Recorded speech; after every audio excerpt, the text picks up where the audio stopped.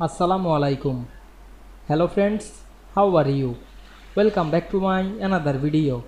In this video, I am going to show you how to play two videos side by side in PowerPoint. Let's get started. At first, you have to open a PowerPoint presentation. Then you want to play two videos side by side. At first, go to the home menu, select the new slide option and create a blank slide.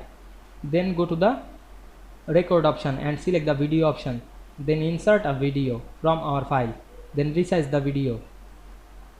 Then again go back the record option and select the video option. Then insert another video. Then again resize the video and put side by side. Now we play two video side by side. Now we can see we play two video in same slide in side by side easily. I hope you enjoyed the video. Please like, comment, share and subscribe my channel. Thanks for watching.